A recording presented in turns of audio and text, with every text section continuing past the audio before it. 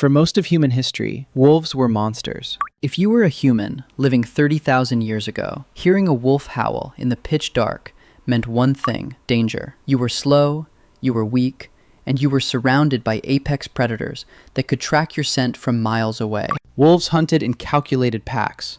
They possessed crushing jaws, relentless endurance, and eyes that pierced the darkness far better than yours ever could. And yet, somehow, out of all the wild beasts on Earth, wolves became our absolute closest allies. Not horses, not primates, wolves. Today, over 900 million dogs live alongside us. They sleep in our warm beds, protect our families, and wear tiny birthday hats. But here is the strangest part. Dogs were never part of a master plan. No ancient tribe sat around a fire and decided to invent a loyal pet. Dogs were created entirely by accident. In fact, wolves started domesticating themselves before we even realized what was happening. To understand this mystery, we have to travel back to the brutal Ice Age.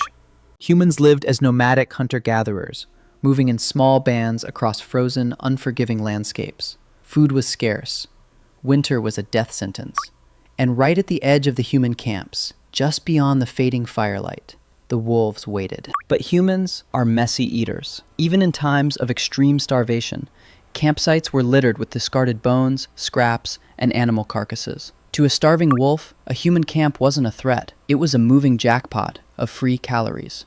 Naturally, the aggressive wolves got speared. The terrified ones stayed too far away and starved. But a select few individuals were different. They were born with a rare genetic trait: less fear, less aggression, and more curiosity. Over generations, these calmer wolves realized something brilliant. Instead of risking injury hunting dangerous prey, they could simply follow the humans and eat their leftovers. Slowly, evolution filtered them based on personality. The friendlier they were, the more food they got. This might sound like a myth, but science proved it in real time.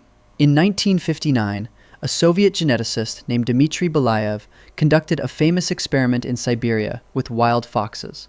He bred only the tamest foxes, generation after generation. He didn't train them, he just selected them for their calmness.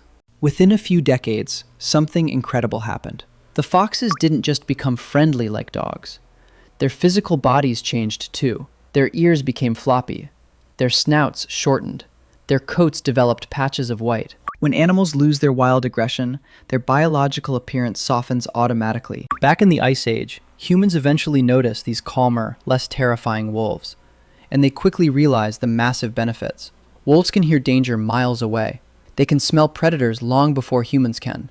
A wolf hanging around the camp was a living, breathing radar system. If a mega predator approached, the wolves barked first.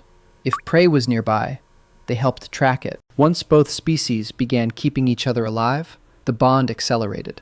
Dogs became the first domesticated animal in human history, long before farming, long before sheep or goats. Over thousands of years, we changed each other emotionally. Today, when you look into your dog's eyes, both of your brains release oxytocin, the exact same hormone that bonds a mother to her newborn child. Wolves do not do this.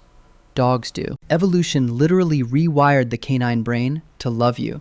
Even those famous puppy dog eyes evolved because humans were more likely to feed and protect dogs that looked emotionally expressive. But this ancient alliance came with a deep emotional price. In Germany, archaeologists unearthed a 14,000-year-old grave containing a prehistoric man, a woman, and a dog buried gently beside them.